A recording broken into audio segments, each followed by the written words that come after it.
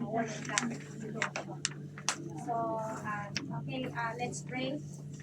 Gracious Father, salamat po Lord sa privilege na ako po yung makapag-share ng word. Bigyan mo po ako Lord ng wisdom para mag-deliver ko po ng maayos at ito po kapulutan ng aral sa iyong mga salita. Lord, bigyan mo po ako ng Lord ng presence of mind. Hindi ako malito. Lord, salamat sa blessings. Thank you for this time. Amen. So, okay, let's open our Bible in, ang isi-share ko po is Galatians chapter 6, verse 9.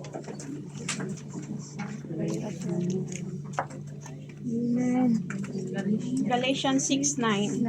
Galatians 6:9. Kasi ito po yung nag-fit sa, in-verse sa, kung ano yung, nakikita natin yung, yung blessings ng Panginoon sa ating buhay na pag tayo ay anak niya, na lagi tayong faithful sa Kanya, we all trust kung ano man yung problema natin, difficulty sa buhay, itatrust lang natin sa Panginoon na talagang i-enable niya tayo, hindi niya tayo pababayaan. So, ang sabi niya rito is, and let us not be weary in well doing, for in due season we shall reap if we faint not. So, ibig sabihin, yung weary kasi dito yung discouragement, di ba? Di ba? Yung huwag tayong paguluhan, huwag tayong sumuko. Ganun yun. Yung huwag tayong ma-discourage sa lahat ng di ba sa as child of God, tayong mga believers, or yung tayo yung tinatawag kasi na household, yung all in faith, diba? Tayo po yun. So, yung very kasi nandito na yung discouragement natin sa buhay is yung minsan may kahit na mga believers tayo dito, minsan nakakaranas pa rin tayo ng mga disappointments, discouragement. So, huwag tayong tumingin doon. Kumbaga, we are here for God's work. Yun ang laging tatandaan natin. Tapos dito naman sa seasons na sinasabi, ito yung time na habang nandito pa tayo, diba, ito na yung oportunidad natin to share the gospel of God na kailangan ito yung binibigay niyang panahon sa atin, yung buhay na kung bakit tayo na save ay dahil sa pwede natin kumbaga share din natin ito especially for our loved ones at saka sa ating mga pamilya. So, ibig sabihin to all mankind. Ito yung ibig sabihin ng season. So, paano tayo, just like as believers, paano tayo makakapag-harvest or paano tayo maka-encourage ng kung halimbawa may mga kapatiran natin or may mga friends or family na hindi pa nasisave, paano natin sila mai-encourage kung tayo mismo hindi natin ginagawa yung responsibility natin as a believer or as a child of God.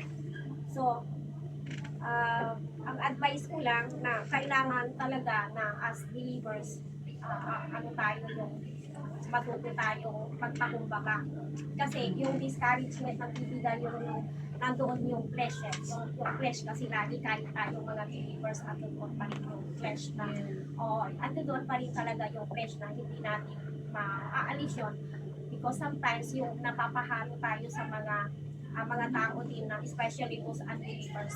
So we have to be careful na hindi tayo yung madala nila. So instead, tayo yung magdadala sa kanila. Amen. So dapat talaga stand firm sa ating pananampalataya. Amen. So yung faint not naman na sinasabi niya, ito yung talagang pinakaano na dapat tayo lang sa lahat ng desire natin dito sa church.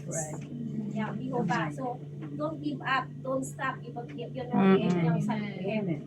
Yeah, so kasi mahalaga talaga yung yung napansin ko lang dito sa ating vision, meron tayong ministry just like this, prayer one. talaga ang pinaka na yung ministry natin na hindi lang sa prayer warrior, yung ma-involve tayo sa gawain ng Panginoon. Amen. This is yung mga ganitong involvement natin, this is will lead us to yun yung magkakaroon tayo ng joy sa So, amen. dito natin makukuha lahat yung peace of mind natin.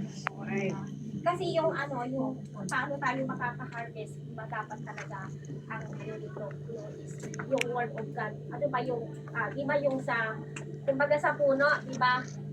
Yung seed, ano ba yung seed? Yung butil na itatanim para maging puno.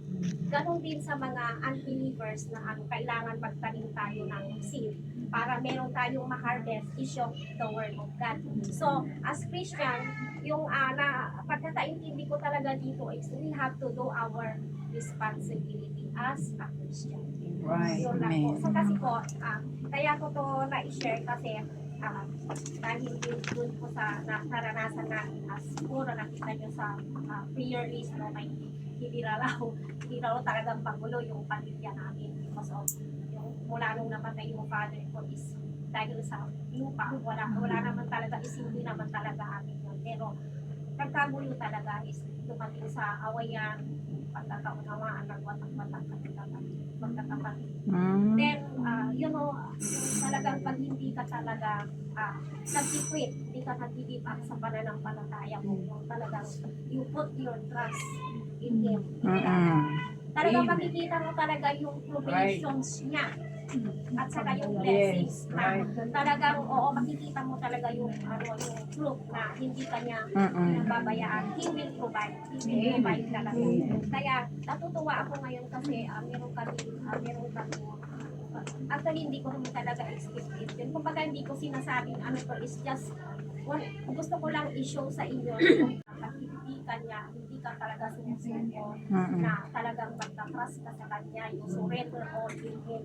Talagang i-fit ka niya. Kumbaga hindi ka niya pabayan kung ka, i-guide ka niya. Kaya sabi ko yung meron kaming maliit na maliit na kubo-kubo sa Pangasinan na talagang nag-desire ako na yun ang gawin ko na para magkaroon kami ng kumbaga ma-akay ko ba sila kasi syempre although Christians yung iba rin yung way of living talaga. So ang ginawa ko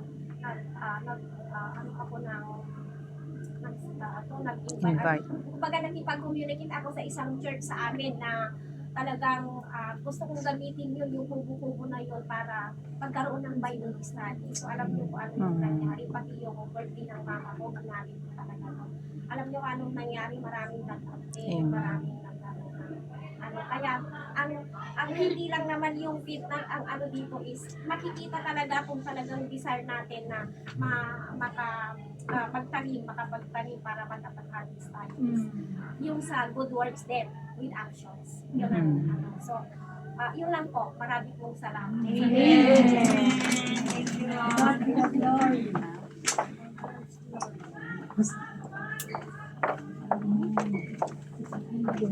Salamat sa Panginoon. Salamat Sister Ruth.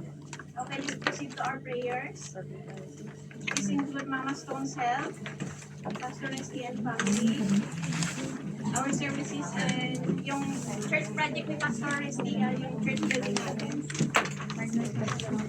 Pray for prayer partners. May bago ba dito?